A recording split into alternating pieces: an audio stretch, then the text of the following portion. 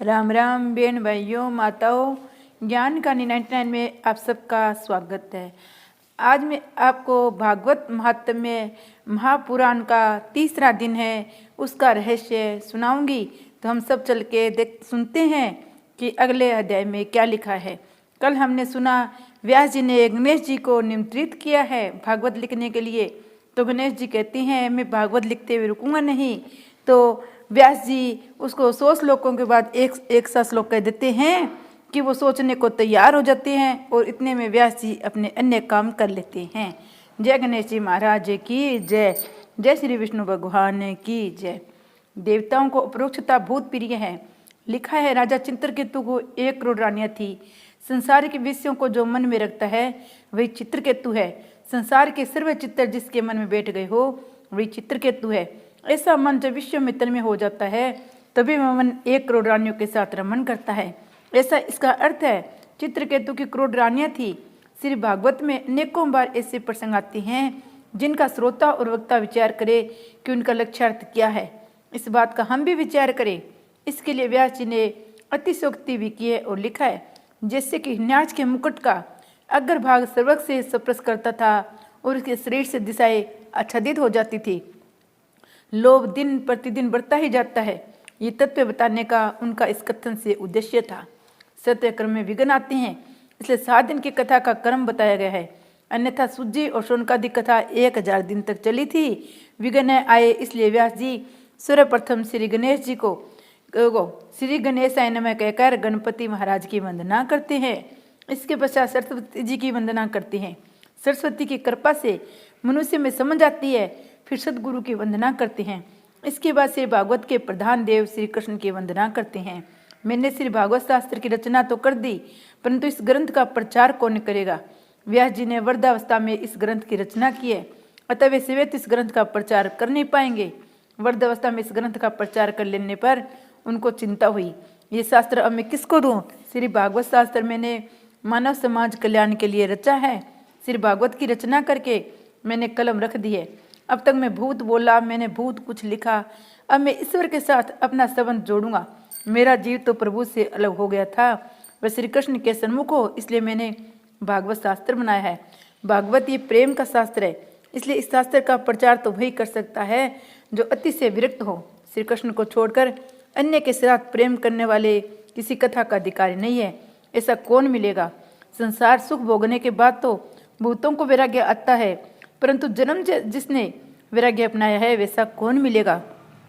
किसी योग्य पुत्र को यह ज्ञान दूं कि जिससे वह जगत का कल्याण करे। ऐसा विचार करके वृद्धावस्था में भी व्यास जी को पुत्र रचना की जागृति जागी। भगवान शंकर वैराग्य के स्वरूप है। शिव जी मुझ पर कृपा करे, मेरे यहाँ पुत्र रूप में आए, तब यह कार्य हो सकता है। रुद्र का जन्म है, परंतु महारुद्र का जन्म नहीं है। भगवान शिव परब्रह्मा है, उनका जन्म नहीं है। अब शिव जी महाराज जन्म धारण करे तो इस भागवत का प्रचार करे। भगवत शास्त्र का प्रचार तो शिव जी ही कर सकते हैं, कारण उनमें ही संपूर्ण वैराग्य है। जन्म से जिसे वैराग्य हो को दे भागवत, वही श्री भागवत का प्रचार कर सकता है। श्री सुखदेव जी में संपूर्ण वैराग्य है। व्यास जी ने श्री शंकर जी की आराधना की, शिव जी महाराज प्रसन्न हुए। व्यास जी ने मांगा समाधि में जो आनंद आप भोगते हैं वही आनंद जगत को देने के लिए आप मेरे घर पुत्र रूप में पधारिए। भगवान शंकर को तो इस संसार में आना प्रिय नहीं लगता है। संसार में आने पर माया गले लग जाती है। कोयले के खदान में जाने पर हाथ पैर काली होते हैं, बिना काले हुए नहीं रह सकते। व्यास जी ने कहा है महाराज आपको तो संसार में आने की कोई जरूरत नहीं है, परंतु अन्य जीवों के कल्याण करने के लिए आप कृपा कीजिए और आइए, आपको माया कैसे प्रभावित कर सकती है। शिव जी ने उत्तर किया कि समाधि में मैं आनंद का अनुभव करता हूँ। यदि वैसा आनंद जगत को मैं दूं तो मुझे स्वार्थी कहा जाएगा। समाधि के आनंद का दान मुझे जगत को करना चाहिए। ऐसा विचार करके शिव जी महाराज अवतार लेने को तैयार हो गए। श्री सुखदेव जी भगवान शिव जी के अवतार थे, अतः वे जन्म से ही पूर्ण निर्विकार थे। जो जन्म से विरक्त होता वही 16 आने वैरागी कहलाता है। ज्ञानी पुरुष माया का संग नहीं रखते हैं। ज्ञानी पुरुष माया से सदा असंग रहने का प्रयत्न करते हैं। अतः वैष्णव भगत माया में भी ईश्वर का अनुभव करते हैं। श्री सुखदेव जी जन्म की कथाएं दूसरे पुराण में भी है। श्री सुखदेव जी 16 वर्ष पर्यंत माता के पेट में रहे। माँ के पेट में 16 वर्ष तक परमात्मा का ध्यान रहा। श्री व्यास जी ने पूछा, तुम बाहर क्यों नहीं आते हो? श्री सुखदेव जी ने उत्तर दिया, मैं संसार के भय से बाहर नहीं आता हूँ, मुझे माया का भय लगता है। इस पर श्री द्वारिकानाथ ने आश्वासन दिया कि मेरी माया तुझे नहीं लग सकेगी। तब श्री सुखदेव जी माता के गर्भ से बाहर आए। श्री सुखदेव जी को ब्रह्मनिष्ठा, वैराग्य, अलौकिक प्रेम लक्षणा भक्ति देकर व्यास जी भी श्री सुखदेव जी को मान देते हैं। जन्म होते ही श्री सुखदेव जी वन की ओर जाने लगे। ये अन्य देवी माता ने प्रार्थना की कि मेरा पुत्र निर्विकार ब्रह्म रूप है, ये मेरे यहाँ से दूर न जाए, इसे रोको रोको। व्यास जी उसे समझाते हैं, जो हमें अति प्रिय लगता हो वही परमात्मा को अर्पण करना चाहिए, वह तो जगत का कल्याण करने जा रहा है। तत्पश्चात श्री व्यास जी विहल हो उठे, विचार करते हैं, अब ये तो जाता है, फिर कर आने वाला नहीं है। व्यास जी महाज्ञानी थे, फिर भी पुत्र के पीछे दौड़े हैं।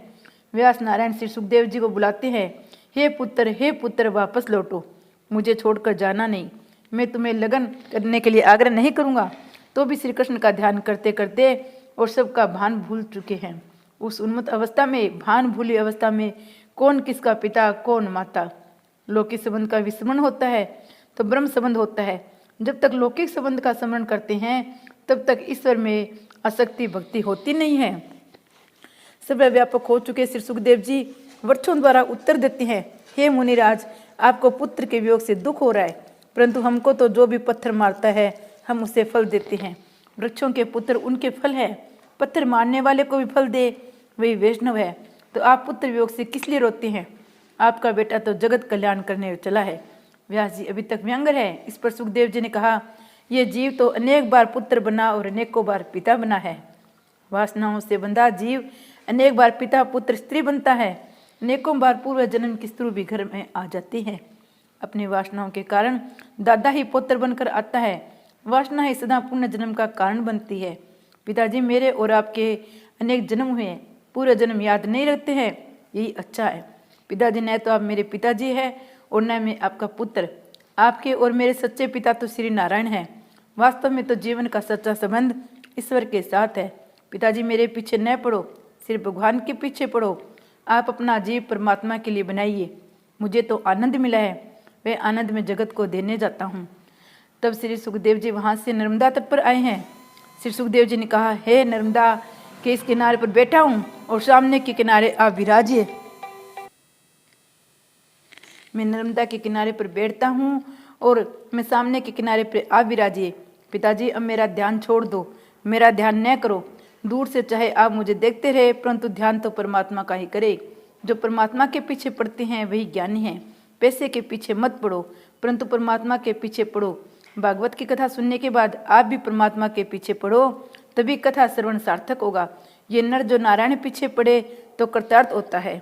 व्यास जी अपने पत्नी को समझाते हैं, यदि सुखदेव तुम अति प्रिय है तो अति अंतर्यामी को अर्पण करो। जो हमें अति प्रिय लगता है वह प्रभु को दो, हमें भी प्रभु को प्रिय लगेंगे। ऐसे सर्वभूत हृदय स्वरूप मेरे सदगुरु श्री सुखदेव जी के चरणों में बारंबार वंदना करता हूँ। श्री सुखदेव जी सुत जी ने सुखदेव जी को प्रणाम करके इस कथा को आरंभ किया है। एक बार नैमिषारण्य के क्षेत्र में सोनक जी ने सूत जी से कहा, आज तक जो कथाएं तो बहुत सुनी है, अब कथा का सार तो सुनने की इच्छा है। अब हमें कथा सुननी है। सब कथाओं का सारभूत क्या है वह सुनना है। कथा सार मम करण रसायनम, ऐसी कथा सुनाइए हमारे भगवान श्री कृष्ण में भक्ति दृढ़ हो, हमें श्री कृष्ण की प्राप्ति हो। जैसे मक्खन सबका सार है वैसे सबका सार श्री कृष्ण भगवान है। श्री ठाकुर जी को मक्खन बहुत प्रिय है, लल्ला को मक्खन प्रिय है। लल्ला को मक्खन भाई रे कुछ न काम आए रे। मक्खन सबका सार है, परमात्मा सार भोगी है। आज तक बहुत ग्रंथ पढ़े हैं, जिसे परमात्मा को प्राप्त करना है ऐसे साधक की आज्ञा है कि वे बहुत ग्रंथ न पढ़े। अनेक ग्रंथ पढ़ने से बुद्धि में विक्षेप खड़ा हो जाता है। हमारे भगवान श्री बालकृष्ण सार भोगी है, अतः वैष्णव भगत सार भोगी है। अतः सर्व कथाओं का सार तत्व सुनने की इच्छा हुई है। जीव प्रकृति के भोग छोड़ो, श्री कृष्ण से मन जोड़ो तो जीव भी शिव बन जाएगा। भागवत मक्खन है, दूसरे शास्त्र दूध जैसे हैं।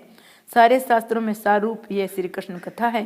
सोनक जी कहते हैं, ज्ञान और वैराग्य के साथ भक्ति बढ़े ऐसे सारभूत कथा सुनाओ। ज्ञान बढ़े भक्ति बढ़े ऐसा सार तत्व सुनाओ कि जिससे हम भगवान का प्रत्यक्ष दर्शन कर सकें।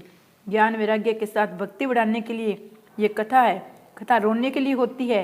महान भक्तों के, महान पुरुषों के चरित्र सुनकर हमें ज्ञान होता है, ओह मैंने अपनी आत्मा के उद्धार तो कुछ किया ही नहीं है।